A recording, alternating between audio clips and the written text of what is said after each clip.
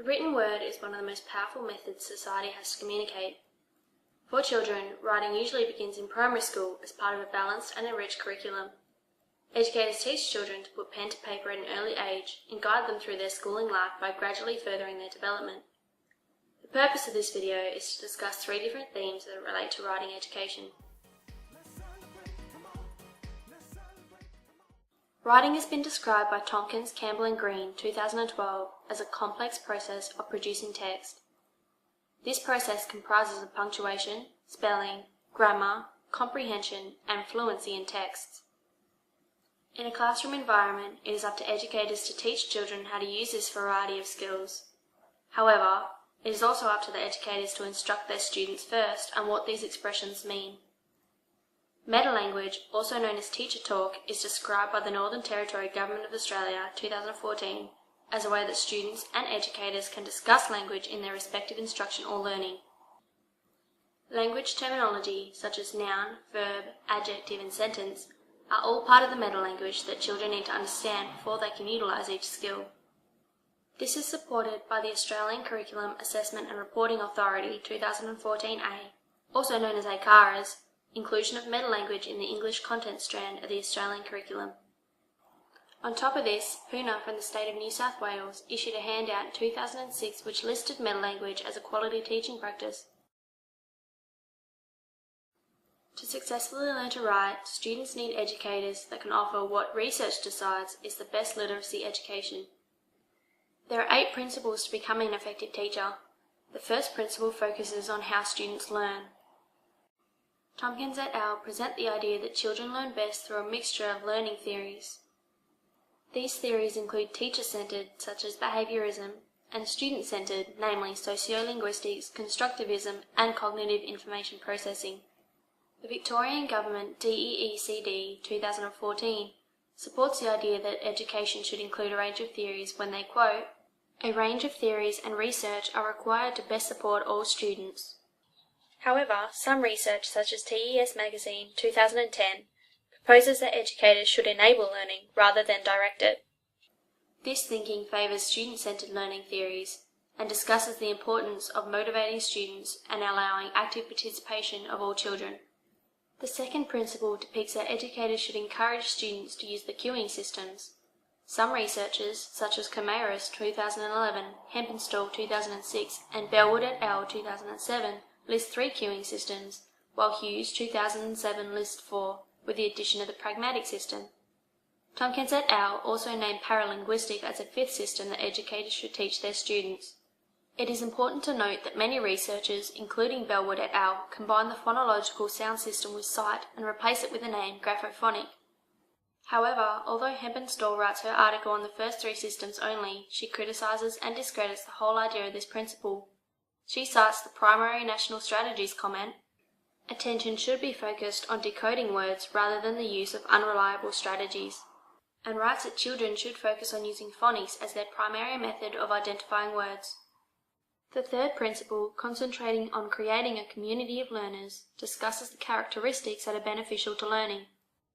Tompkins et al. State that educators should spend at least 2 weeks explaining responsibility, engagement, demonstration, opportunity, instruction, risk-taking, response, choice, time, and assessment.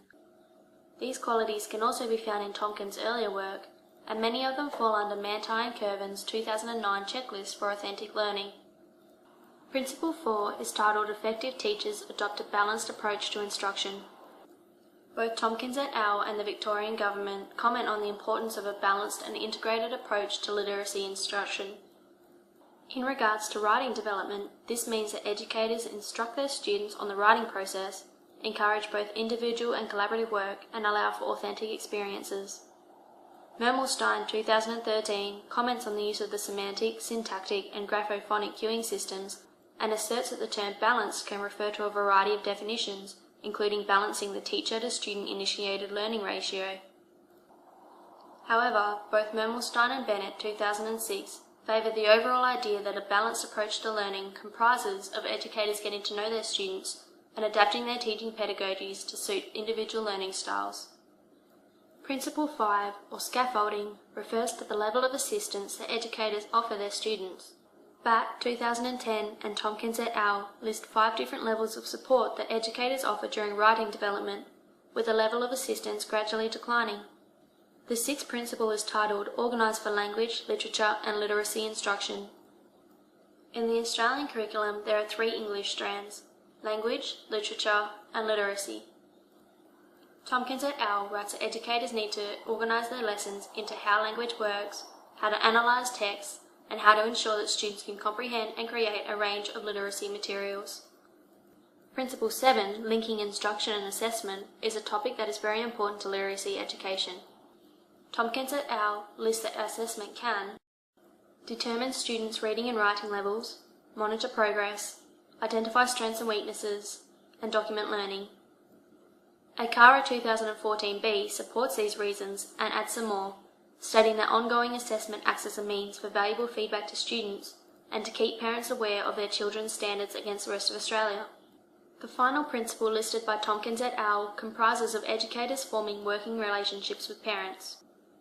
Although Oliveira 2014 states that working class and minority families often do not contribute, Tompkins et al. Comments that educators should find creative ways of involving parents and of building their knowledge of their child's writing education.